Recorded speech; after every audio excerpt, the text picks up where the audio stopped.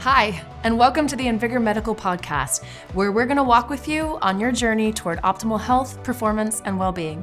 My name is Natalie. And I'm Derek. And we're going to be your hosts on this journey. In each episode, we share insights from top professionals in physical, mental, and emotional health. With that said, let's dive into today's podcast. We are so excited to have Brianne Callanan with us this morning. She is a naturopathic doctor and an expert in holistic health, which is something that I'm really passionate about and I'm super excited to have a conversation around.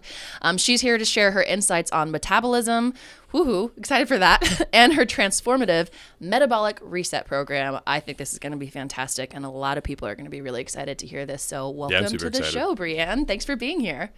Thanks so much for having me. I'm so jealous. Before we started recording, Brianne let us know that she's currently in Panama, and I literally just drove through freezing fog and sheets of ice on the road. So it's been a dreary week. Oh my gosh, it's been a couple of weeks of just not great weather. So we're just gonna vicariously live through the sunshine and blue sky that I'm sure you're. I just know. Did you just look out the window?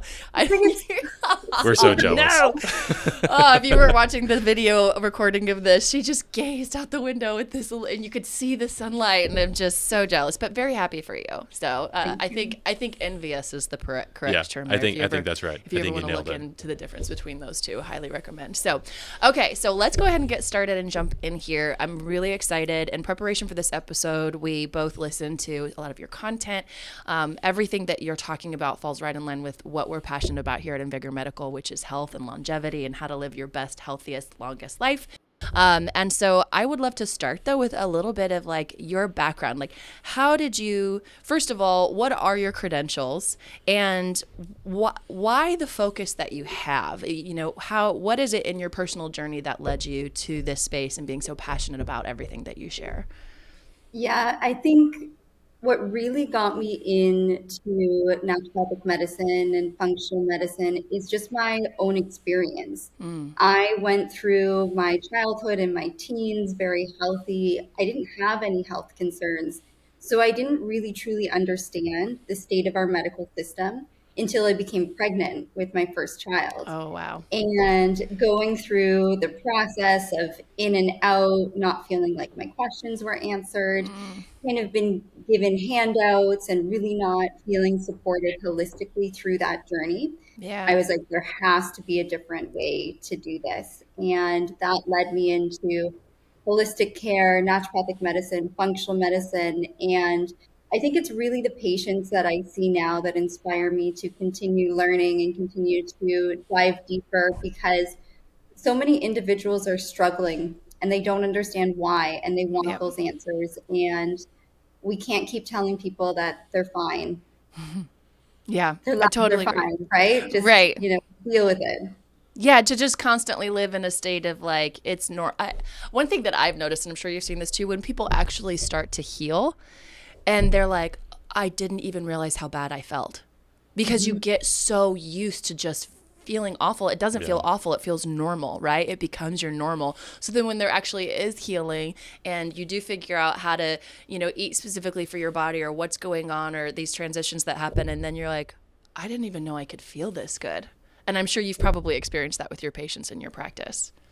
Yes. And so many individuals, even with stress, right? They'll say, well, everybody's stressed, right?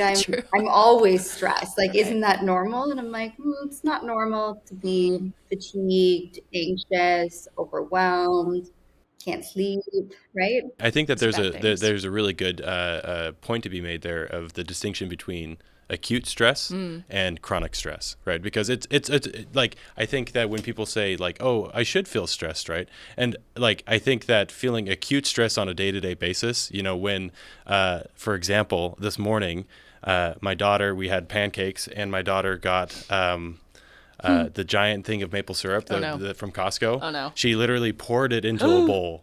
Oh my gosh. And it's just full and almost overflowing. And so that's going to cause acute stress. I mean, it was very cute and I was stressed. All right. You've reached your one limit dad joke for the day. That's it. No more. I'm done. But that being said, being able to experience acute stress, in many ways can actually enhance performance.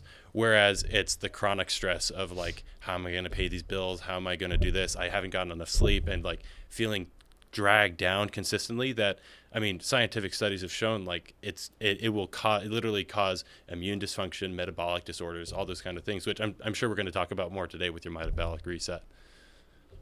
Exactly. And when I ask people about stress, they'll say, I think you hit the nail on the head. They'll say, this is not the most stressed I've ever been, right? I'm not talking about that one event that was really stressful. It's that chronic perpetual stress that you deal with on a day in and day out basis that's really impacting your overall health, your hormones, your immune system. Mm-hmm.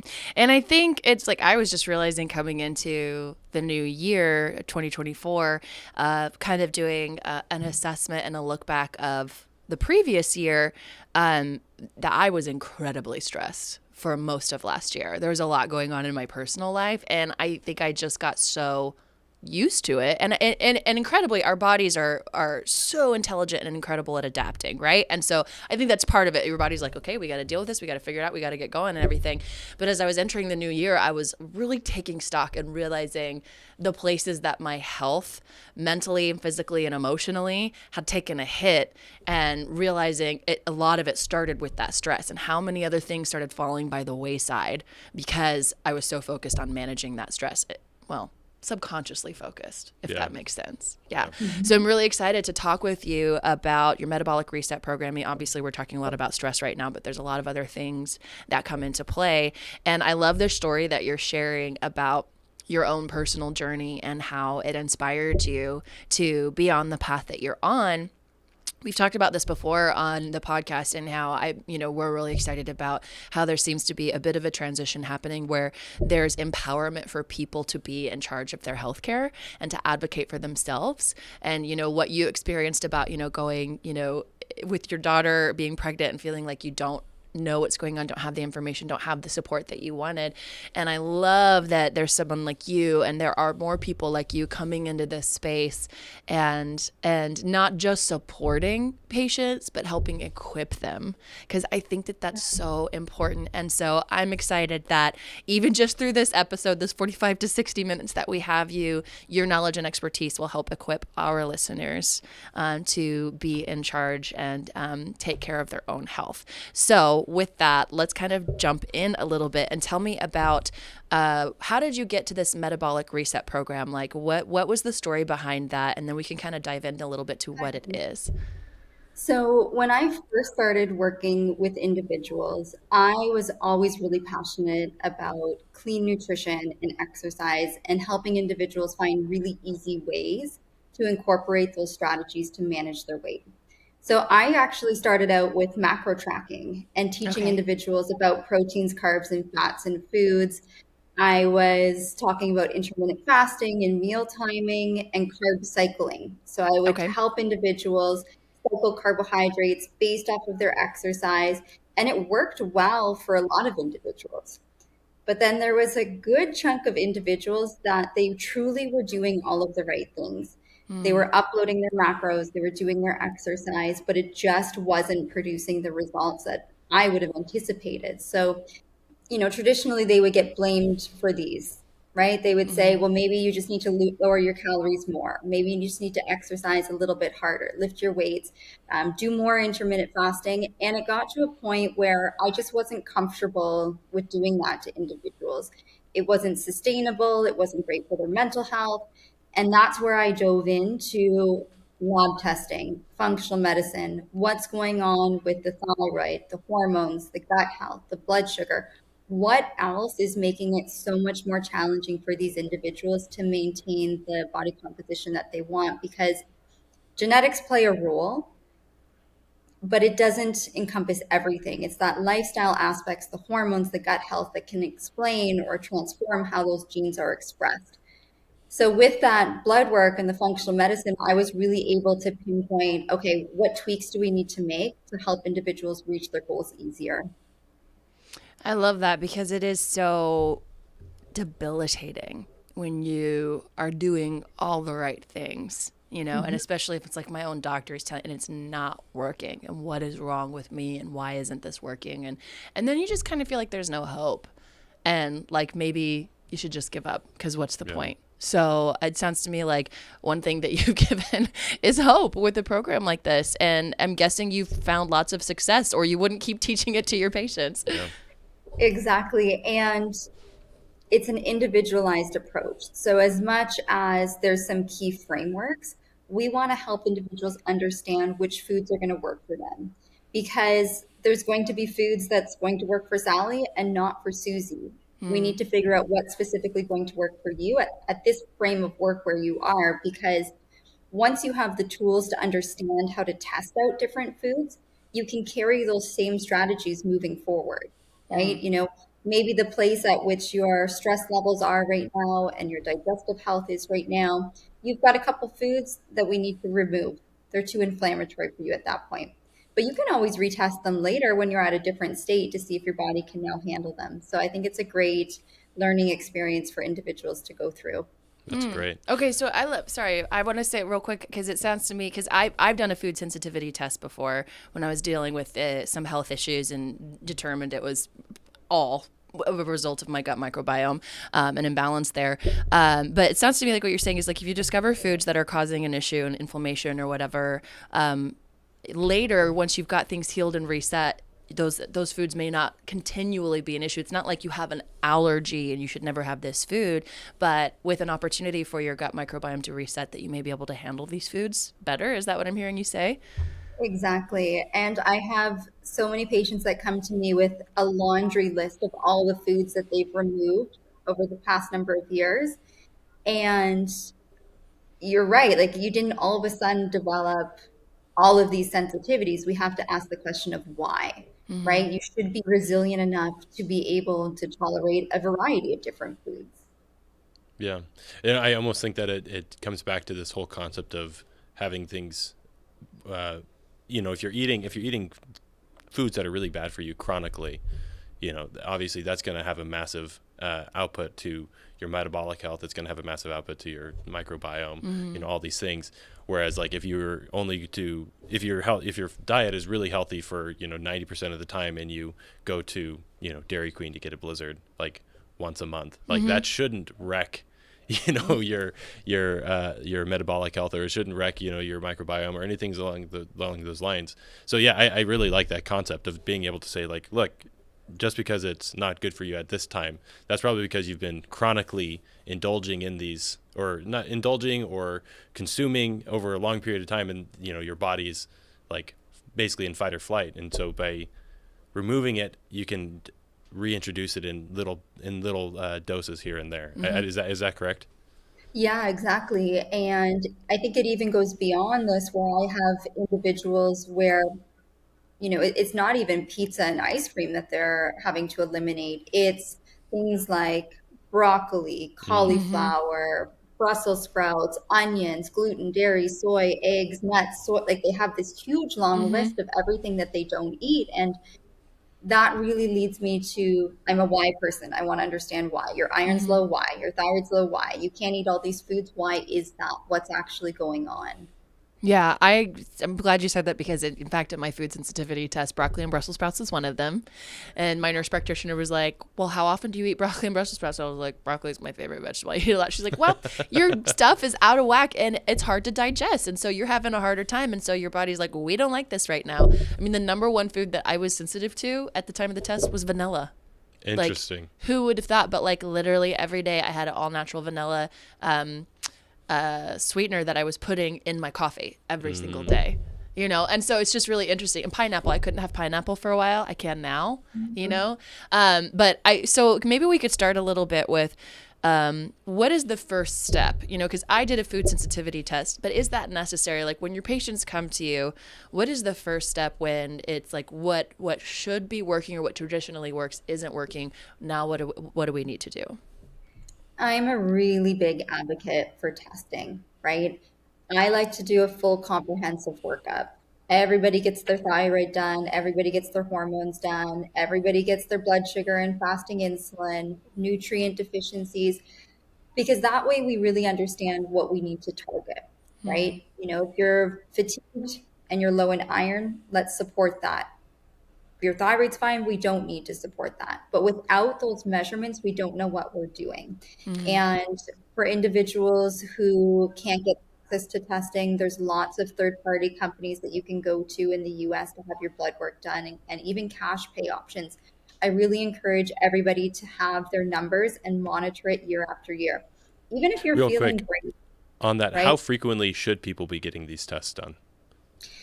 At least once a year, right? Okay. If everything's great, you feel amazing, then at least we have a baseline where we can track over time and then we can pick up trends, right? So for women in their mid 30s, let's test your hormones. If you're feeling good now, perfect. But I want to know what happens in your mid 40s. What Yeah, is give you a that benchmark. change? Yeah. Yeah, to have the benchmark. And same for things like vitamin D, right? Sometimes there's sun, sometimes there's not. Right. So you need to have that tested so you know what dose you require if needed. That totally makes sense. So I guess part of this, so that's the first step. It's the discovery process of discovering like where are you deficient. So I guess the next question that I have is how does that relate to metabolism? And maybe can we spend a little bit of time kind of talking about metabolism, because I think it's a term that gets thrown around a lot. You know, people are like, "Oh, my metabolism is slow," or "It's super fast," or "I supercharged it," or "It's burning." You know, like all these Or phrases. I'm just going to be stuck at 40 to 50 pounds overweight in my Yeah. 40s, 50s, and 60s because I've just hit that point where my metabolism is shot and there's no hope, right? Exactly. And it's just like, okay, well, that is what it is. Yeah. So maybe can we talk a little bit about like what metabolism is exactly, and then how these tests can actually like help us get a better insight on how, you know, what our metabolism actually is. Actually is. Yeah, so the definition of metabolism is our body's ability to generate energy, or ATP. But we usually think of metabolism in layman's terms of how can I maintain my weight? But it also relates to various other areas of our body. Our digestive system and the gut microbiome can actually influence your metabolism.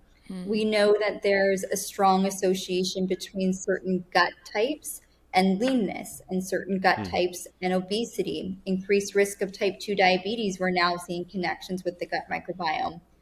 Of course, there's the nutrition and lifestyle aspect. Sleep impacts your metabolism, your hormones, right? Ask anyone who's going through perimenopause and menopause how their hormones influence their metabolism.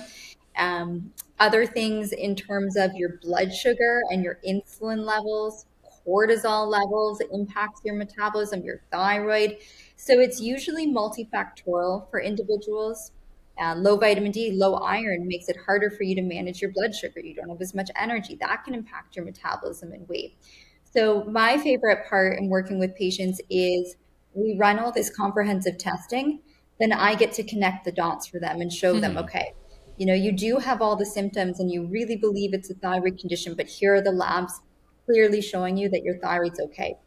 But if we look at over here, these are the areas that are really giving you the problem, and here's our plan to fix it.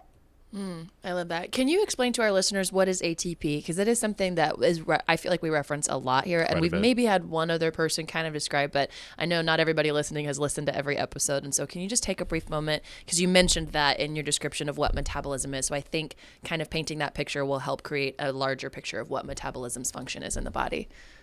So essentially, ATP is the source of energy that our cells can use to do various functions. It usually, or it is our mitochondria that's going to be generating that ATP. But that process is intricately connected with nutrient levels and blood sugar levels and even lean muscle mass, right? The more lean muscle mass you have, we know that that's really important for the mitochondria that produce that ATP. So we want to make sure that our mitochondria are healthy and that we also are maintaining mitochondria as we age, because that's a key function with our metabolism as well. Awesome. So the mitochondria, this is, I kind of geek out a little bit about the mitochondria. Obviously, I think that I took the 10th grade biology lesson that it's the powerhouse of the cell a little bit Took it to heart. a little bit too seriously. But it is such fascinating things like metabolic health. And really, when it comes down to it, it's metabolic health really is mitochondrial health. I don't know if you would agree with that or not, but the mechanisms by which you increase the production of your mitochondria, and you know how, like, that the fact that mitochondria also like dies off with free radicals and things along those lines, maybe can we talk a little bit about how can someone actually like maintain their mitochondrial health? I'm a big fan of resistance training for mitochondrial health, not necessarily for weight loss. I think we really need to focus on the hormones as well as your gut health and your nutrition and sleep and mindset. That's more related to weight than exercise is for me, but exercise is an amazing tool to help improve your longevity as well as support the mitochondria. There's also key nutrients that the mitochondria needs in order to function. So if we're not even having those basic nutrient intake in the diet, you're not getting your antioxidants from fruits and vegetables, your mitochondria is not going to work as well either.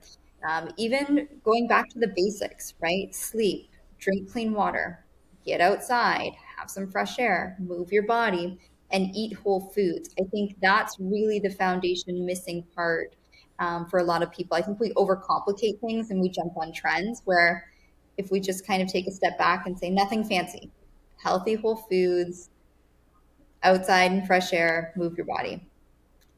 Nice. I love that. And I think we talk a lot about those basics a Yeah. lot. It's Yeah, we like do. if there's like 5 things we hear about a lot. You just listed them pretty much in every episode. It's the Yep. basics of like how to live a healthy lifestyle, and like this is where you start. Okay, so we've kind of started like diving into the a bit into the metabolic reset program, and so maybe you could just walk us through it, and or maybe even tell us how does it differ from other like diets. Like I think when people think about things like this, you know, traditionally they're like, oh, it's a diet, this is a way for me to lose weight. So maybe start with how you would say it differs from that, and then walk us through what the program is. So I would say the biggest difference and something that myself and my coaches are really proud of is we've incorporated a maintenance phase. So I we love help that. individuals lose weight. We do a 6-week losing phase, but then we teach people how to maintain it. And it doesn't matter if you have more weight to lose after the 6 weeks, you get to practice the maintenance more.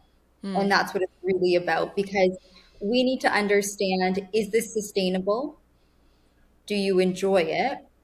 And the inflammatory foods that we removed, I want to test it out. While we have an individual with us, while we have the support, let's test out adding back in some of those inflammatory foods and see how your body responds. And then you have the knowledge to know, okay, when I have dairy, I notice this symptom. So you can either choose to consume it or modify your amounts or just pick and choose the days that you want to consume that. So I really think the maintenance piece is important. We do a lot of mindset work because I think weight loss is as much of a physical journey as it is a mental, emotional 100%. journey as well. So we do lots of mindset work. And there's nothing fancy in terms of the nutrition plan. It's whole foods. I'm not a big cook. I know a lot of participants love to cook and they post really fancy pictures, and I love to see it, but my meals are basic, right? So we tell people, this is how much protein you need to have. And I actually have individuals track and weigh their foods. And I know in this day and age, we're trying to get more and more towards intuitive eating, and I see a lot of that. That is my ultimate goal in maintenance, but I think we're missing the starting framework, right? Like, what does 30 grams of protein look like, Yes. right? And I can pick 30 grams of protein and put it on my plate more or less, but if you've never done that, if you've never practiced, it's so hard to know what you're actually eating. 100%. It really is. And I think I agree because I've never enjoyed macro counting. Yeah, It's so me many neither. details, and I'm like the app to like, it was great when you could start scanning barcodes, but it's like, I'm like, well, I don't even know how much this was. How much was this? Was this a half a cup? But yeah, just trying to figure out how to track it and how much it is. But I agree that the times that I did for a short period of time was instrumental for me to have an idea of what I was putting on my plate and how much I was eating, because sometimes you're out to eat and you have to guess. You're trying to figure out how to make healthy food choices, but you also don't know how much is a portion or this or whatever. And so I agree that I think it's very important to kind of have that framework first to have the learning. It's like we're not talking about putting every ingredient in MyFitnessPal. It's literally, here's a food scale. You need to make sure you're getting at least 4 ounces of protein. Did you get 4 ounces of cruciferous vegetables? It's more of a check-in to kind of make sure that you're eating enough. And I'll pull out my food scale every once in a while and put my protein on it and just to check in to see, Yeah. because it's so easy to go down and down and down when it comes to protein.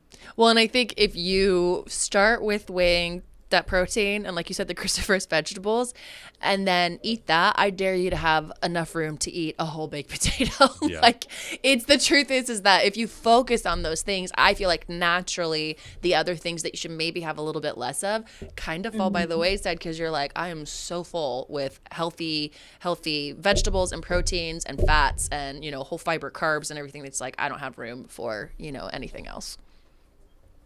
Yeah, and the timing too, right? I love that you explained that you're going to do the protein and the vegetables and the fats first, and then carbohydrates after, because if you do that, you're actually not going to spike your blood sugar as much, which is really important when it comes to weight management. Can we talk a little bit about that Yeah, and kind of that's what dive I was into the gonna say. importance of blood sugar and weight insulin management? and- Yeah, all that good jazz. Yeah, we have so many human and rat studies that shows that hyperinsulinemia, or too much insulin in the blood, causes weight gain. Like, we know that.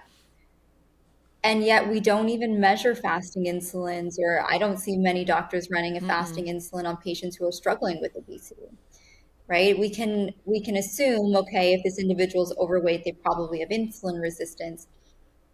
But don't you want to show that to the individual so that they can know and understand? And I think a fasting insulin is very powerful as a tracking tool. Because what I find in my practice is, until insulin gets down into the optimal range, weight loss is going to be slower. So we can set realistic expectations for an individual where I can say, here's all our treatment plans that we have available for insulin resistance. Hey, I hope you're enjoying today's podcast. I just wanted to take a quick break because if you're listening, you probably know what we do here at Invigor Medical Podcast, but maybe not what we do at invigormedical.com. So let me introduce us. At Invigor, we provide prescription strength treatments and peptides for weight loss, sexual health, and lifestyle optimization. Every treatment plan is carefully prescribed by licensed doctors and sourced from legitimate pharmacies. You don't ever need to buy questionable research chemicals again. And bonus, as a podcast listener, you get a 10% discount on your first treatment plan with code podcast10 at invigormedical.com. Now, let's get back to today's episode. Here's where your insulin is. It is really high. So it might take some time for the insulin to get down before you see that weight loss. Would you be okay with repeating these labs in 3 months' time and evaluating where your insulin goes? And then I have that conversation at 3 months and I say, hey, your insulin cut in half. It's still over what I would like to see it, but it's cut in half. In the right And direction. they're like, this is really good. I'm like, okay, even though you didn't see as much change in the scale, are you willing to continue this and reevaluate again in 3 months? Where it's like that patient involvement, that conversation. And if they say, no, I don't want to, let's try something different. Okay, perfect. Let's try something different. But we need to work together as a team with the blood work to really identify which route patients want to go and if they even are improving. Yeah. What's your take on continuous glucose monitors? So I think they're a really great tool to monitor trends. I do find for some individuals that it can increase anxiety around what's going on and not understanding, I'm laying on it when I sleep. Then they're worried that their blood sugar is low at night. And I'm like, no, you're just sleeping on it. So I think for short periods of time to understand how exercise impacts your blood sugar, how foods impact your blood sugar, I think that's really great.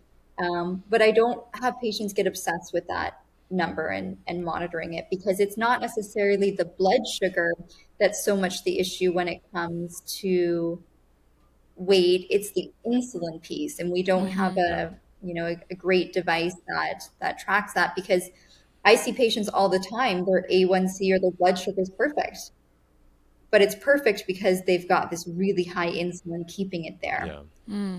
So insulin on one hand will prevent you from having type 2 diabetes. That's great. But then the consequence of having high insulin could be weight gain, fatigue, acne, hair growth on the face for women, hair loss on the head, certain types of cancers, dementia, Alzheimer's. So it is an important marker to run each year.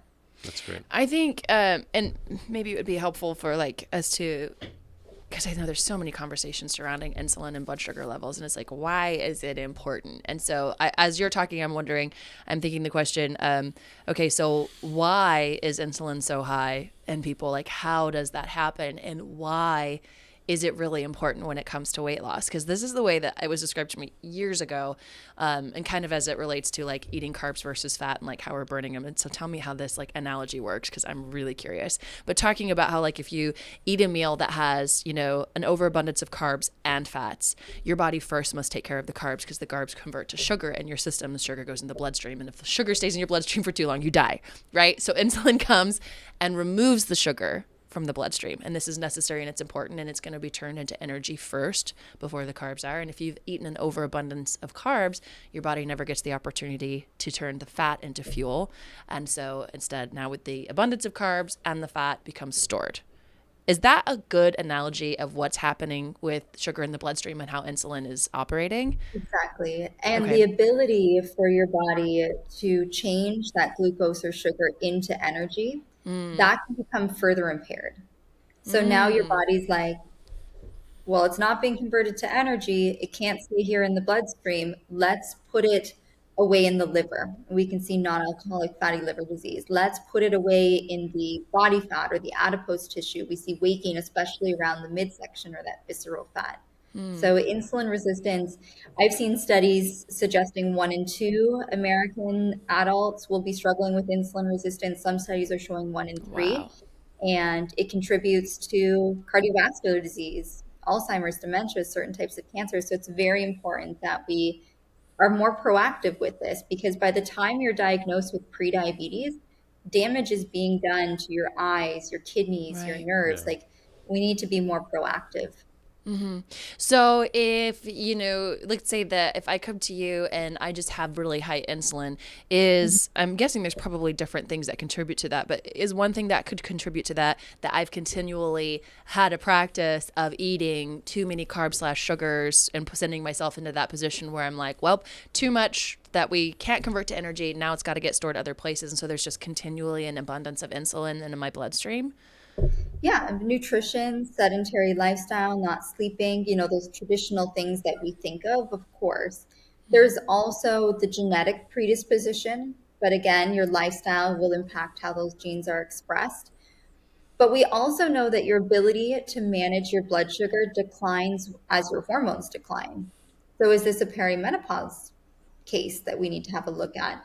Is there low testosterone in males, and are these things that we need to support? Certain types of gut bacteria, it's not causation, it's association, but I still think it's very fascinating that if you have lower levels of akkermansia, you're more likely to see insulin resistance, inflammation, and leaky gut. So Interesting. what's going on with the gut bacteria? Is that playing a role? Nutrients, right? Your ability to manage your blood sugar and support the mitochondria, Krebs cycle, really does depend on nutrient levels. So if you're low in vitamin D, low iron, zinc, magnesium, that's really important. But then we always, I'm like, why? Why is the gut microbiome like this? Why are the nutrient levels like this? And how can we fix it sustainably with diet, lifestyle, and maybe some key supplementation? Yeah. Supplementation is an interesting conversation too. Should Yeah. we dive into that a little bit? Yeah. Let's get into that a Yeah, little because bit. I did watch some of your videos where you talked a little bit that, and you talked about your favorite supplements. I think you mentioned berberine and was it inositol? Am I saying that right? Myoinositol, yes. Inositol. And then I even heard you talk a little bit about the use of like semaglutide as well, which is not, I wouldn't call a supplement, I call it a It's a medication, but also medication. there are Yeah. things outside of just like, now we're just looking at diet and exercise and weighing, measuring your food. So can we open up that conversation a little bit and talk about when and why you would introduce some of these things into the equation? So I am a strong believer in informed consent. And I think the only way you can truly make an informed decision about your health is if you've been given all of the information. So that's a big part of my practice too. And I have webinars on this, and I speak to individuals one on one. I say, okay, here's what we think is going on. Here's what your blood work says. And then I go through all of their available options. I'll say conventionally, here is the standard of care for condition X. Here's the benefits and risks of those XYZ. What questions do you have? And some individuals do really well with medications, and some individuals really want to do the natural approach. I say, whatever you feel is the best for you, given all of the information, let's go for it. And then we'll repeat the blood work in 3 months' time, usually more or less, and evaluate to see how you're doing. And at any point in time, if you want to change the treatment course or you want to stop, then we'll have that conversation. But I think the best choice is the one that the individual feels really empowered and confident with. I do love that. That's a good point. And I think in general, we talked with another guest about this recently, just about health and fitness plans and how important it is that it's like, are you going to be able to stick with this? Does this work for your lifestyle? Is it something that even in fact just clicks with you? It vibes with you. You're like, you're excited about it. You can see yourself doing it versus like, how am I going to get through this process? Because you just can't even see yourself succeeding in it, right? You got to be able to almost visualize yourself walking through it and finding success. Yeah. And you know what's interesting is I think that there's so many people out there that feel like they've done so many things and they've tried their very best to just get started. And for people that are like that, that's where like medications like semaglutide can really come in and be a huge boon to them, right?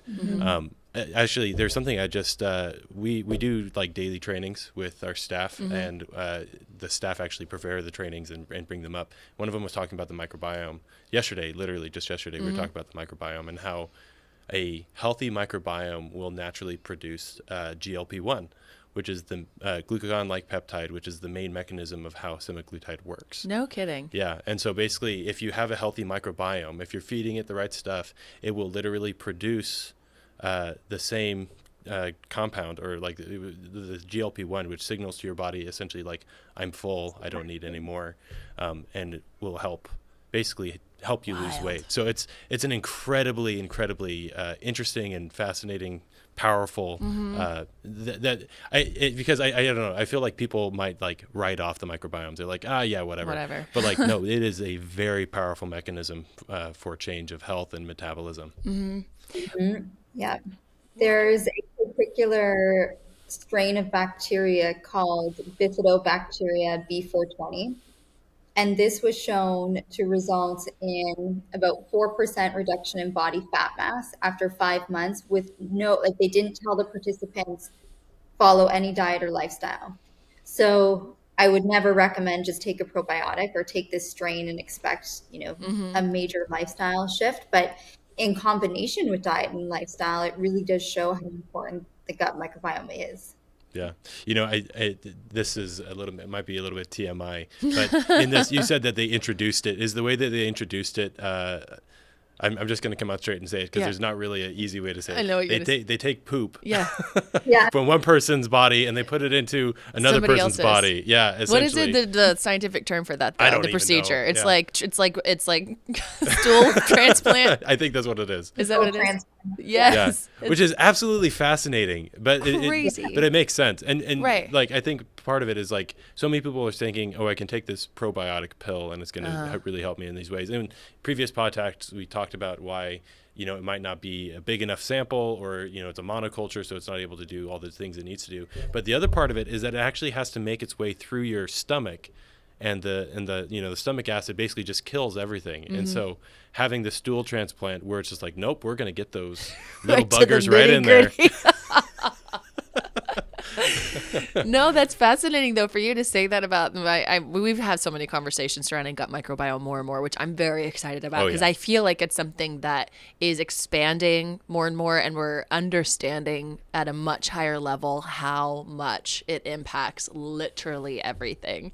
So I'm really excited about that. But I did want to kind of like rewind just a bit again back to the conversation around semaglutide, because I appreciate what you said, because I think it's kind of like to feel like I mentioned before that hopelessness and like nothing you're doing is working, and how something like semaglutide can really help like get in the right direction and feel hope. Like me personally, I took semaglutide a little over a year ago for a period of time when I'd been going through some health issues and I'd put on weight for no reason and I was struggling to get it off, and I was actively working on fixing my gut microbiome and on supplements to help with that, and I'd gone through the food testing, but I was just and it was the middle of winter, which did not help. Yeah. I was starting to feel depressed because like my clothes weren't fitting. I've been good at health and fitness for years and, lost over 50 pounds with both of my pregnancies. Like, I know how to do this, and I'm not perimenopausal. Like, it should not be like this. And it really was impacting me that the things that I normally could do weren't working. My clothes weren't fitting. I didn't feel like myself. And so I spoke with my doctor about, let's try semaglutide for a time. And it helped so much to have that jump start and get me going on the right path, that I just don't think it can, I don't want people to just necessarily dismiss it, especially when working with their doctor on if it's a viable option for them. Because I think something that I struggled with was feeling like, kind of like I was cheating. As someone who's like been into health and fitness and nutrition and knows how to do it, kind of felt like taking a cheat pill, and like I didn't really do it, which is ridiculous. Like, I don't know why I thought of it like that. But I did just want to mention that and kind of bring up one thing that I heard you talking about in your videos was making sure you have a plan of like coming off of semaglutide, or what your plan is long term, because I will say that is one thing that I did not manage well and I was not prepped for appropriately. So I'm wondering if you could speak to that about the importance of like working with your practitioner, in utilizing something like semaglutide and what that looks like over a period of time. Mm-hmm. And that's something that we have conversations with patients about from day one, right? What is going to be your exit strategy? This is what we typically see, right? There are studies out there showing that individuals, unfortunately, can regain some of that weight back. Now we can have the conversation of let's have a really good exit strategy for you so that doesn't happen. And some individuals who have a really strong genetic predisposition to insulin resistance, obesity, maybe they've had a conversation with their doctor and they're comfortable staying on it long term, and that's amazing. But you still need to do the healthy diet and lifestyle with it. For our individuals, again, weighing out the protein. I think individuals really struggle with getting enough protein with the satiety that they feel on semaglutides. And I don't really care how you get the protein in, but you have to get it in, right? I would prefer clean sources, plant-based protein, animal-based protein. But if you need to supplement, then we need to supplement, right? You need to have that protein shake in there because unfortunately, I've seen individuals lose muscle mass with it. I've seen individuals have hair loss, which can happen with any dramatic change in weight or calories. But that can also be devastating for individuals. So I'm like, let's set you up for success. You're going to need protein anyways. Let's start from day one having enough protein. Yeah. And then looking at when individuals are working with their doctor and deciding, is this something that I need to increase if you're having a plateau? I want individuals to also remember that plateaus will happen. They're okay. And it doesn't necessarily mean that you need to increase your dose and really, really reduce all your hunger and satiety cues. Because you need to use this as a learning opportunity, right? You're on autopilot a little bit with your hunger and satiety. So use it as an opportunity to figure out what's going to work for you long term. Don't use it as a tool to lower your appetite so you can fast all day long because you're really busy and you're just living off coffee, because I'm telling you, you're probably not going to be able to sustain that if you stop the medication. And can lead to really bad side effects. Yeah. To really focus in on, because like I think that this is something that's incredibly important to touch on, is the protein intake, right? And you touched on specifically like the muscle loss that it can cause, and people are like, if I lose a little muscle, like who cares? I don't really I don't want to look bulky anyways. Like I want to look slim and trim and all these things. But like I really want to emphasize, it's not just about like how you look. It is literally about your long-term health.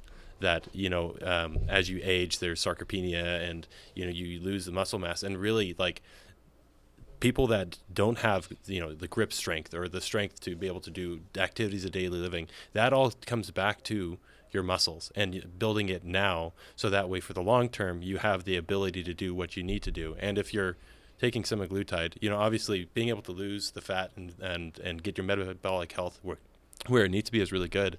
But, like, you don't want to do that at the cost of losing this muscle that is going to help increase your longevity. I don't know. Well, and didn't we just talk about metabolic health and it's tied to muscles? Yeah. Like, wasn't Yeah. that a conversation we had earlier about, so like from what I'm hearing, and like you definitely are way smarter than I am, Brianne, and Derek is smarter than I am in this sense. He's like, you know, all the details of this and nerds out a lot, but like, that's what I'm like going back. I'm like, well, weren't we just talking about the role of metabolism in the body and metabolic health and like muscles being important? So like, I'm kind of not saying, I'm seeing exactly why, like, we need to make sure that we're paying attention to that and not intake. losing muscle mass. Yeah. And I think at the start, right, if an individual's significantly overweight, let's focus on, if you're using semaglutide as your tool, great, get your nutrition dialed in. At the start, when you have a significant amount of weight to lose, the protein and the resistance training, you can get away with, you know, slowly increasing it. But if you're at your goal weight and you're not doing resistance training and you are not getting enough protein, you are significantly taking years off your life by doing that. Just, you know, Significantly. Wow. yeah. Yeah. So Natalie mentioned myoinositol. I would like to dive in a little bit more into that and how that can affect metabolism as well. So the two supplements that I really like for blood sugar management are myoinositol and berberine. Both have some comparative smaller studies to the pharmaceutical drug metformin. The reality is we do not have the same funding for natural health products as we do pharmaceuticals. Oh, I'm so glad you said that. I don't think that can be overstated. No.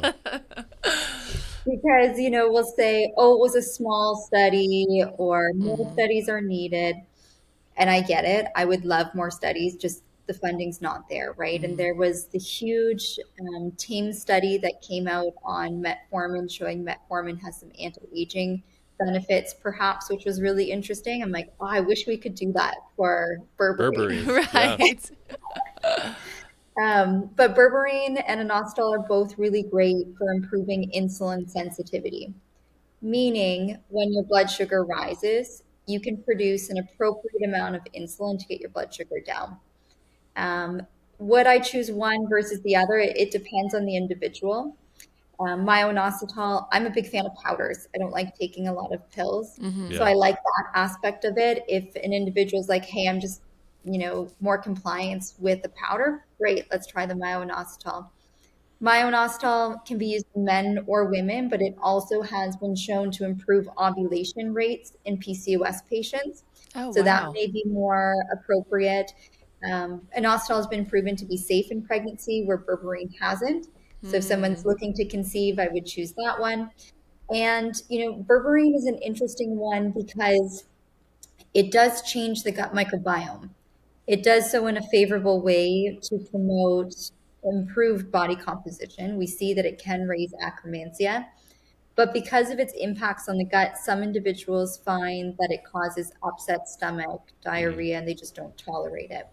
We could say the same about metformin. So it really just depends on the individual and trying one thing out. And of course, repeat the blood work, right? If you want to know if it's working, you need to have follow-up testing done. That makes a lot of sense to me. Yeah, and definitely. I think that kind of the theme I'm hearing is like, it's important to have a health professional like help guide you along the way, but also just be like open to let's try this, let's change course, let's make sure we're checking in, we're doing these labs continually, because I mean, you're reminding me that I need to go get mine done again because it's been over a year and there's a lot of things that have changed in that time. And so I think that's just a really good reminder to go and make sure you're doing that on the regular and that you have somebody. I mean, take charge of your health and like be your own health advocate, but also like lean on professionals because you're definitely not a doctor and Google is not enough. According to my search, it looks like you might be experiencing web connection issues. Pregnancy even. That's right. Doing right. Google search. I'm pregnant. Yeah. Okay, man, I think we're like already coming up on time, and there's like so many more things that I want to talk about, and I feel like we could easily have you on for another episode. But I guess I would say, because we kind of dove in a little bit to the metabolic reset program, and it sounds like there's a lot of details there. So is there a way that people can do your metabolic reset program without actually physically seeing you as a patient? So the Metabolic Reset program is designed to help individuals really understand how to get back to the foundation, right? There's no prescriptions in it. There's nothing fancy. If you're on prescriptions, we can ensure that it's going to be something that's appropriate for you, but it's healthy whole foods, the way that you should be eating. I get a question of, okay, I cook for my family. Am I going to have to cook a separate meal? No, you might need to add some things to their meals. Maybe the portion sizes are different, but this is really to help individuals get back to understanding which foods they need to have. What is their mindset like? What is their sleep? What is key supplementation that they might need?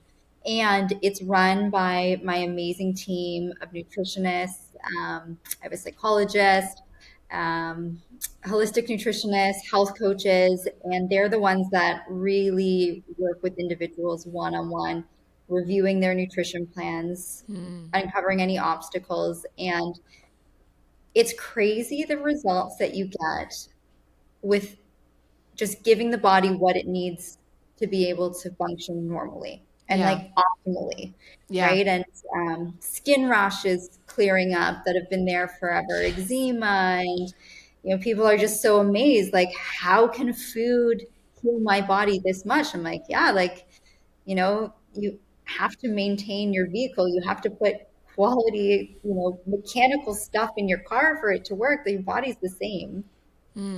Yeah, totally. So where can people find you to get started on the Metabolic Reset program? You can find me through my website, BrianneCallanan.com, Brianne Callanan on Instagram or TikTok, and you'll find access to my office. We like to talk to individuals to make sure that working together would be a good fit. Allison is at the front office of my clinic, and she's amazing. So if anybody's interested and wants to see if it's a good fit for them, they can contact my office. Awesome. I love that. That's wonderful. Well, Brianne, it's been absolutely amazing talking with you, and we definitely appreciate your insights on metabolism and all the microbiome, mitochondrial health, all that. It's been an absolute pleasure. Yeah, and for any of our listeners, I would highly encourage you to find Brianne on TikTok or Instagram, whichever you prefer, because the content is really great. And I already shared multiples of it with some friends and family when I, based on conversations we've been having. So I would encourage anyone, because I think you become like what you surround yourself with. I think so. And if you are on a path to, either you're already like, hey, I'm doing great, I'm really healthy, or I want to get there, either one, like what you see on your feed impacts you. And so following people like Brianne, I think will have an absolute positive impact. I believe knowledge is power, and there's a lot of knowledge and empowerment that Brianne is sharing on her pages. So highly recommend the follow. And Brianne, just wanted to say thank you so much for taking the time with us this morning. It's been a great conversation. I love everything that you're doing. Keep doing it. Keep spreading the awareness and educating people. I think it just has a huge impact that will be felt for a very long time. So thanks so much. Thanks so much for having me. I really appreciate it. All right. Enjoy Panama. Soak up some sun for us. I will. Thank you. Thanks for tuning in to the Invigor Medical podcast. If you enjoyed today's episode, you can support us by liking and subscribing. Your feedback matters, so feel free to share questions or future episode ideas in the comments section. For more information about our prescription strength treatments for weight loss, ED, and overall wellness, all from qualified doctors and reputable pharmacies, visit us at invigormedical.com. And don't forget to use code podcast10 for a 10% discount on your first treatment plan. Until next time, stay well.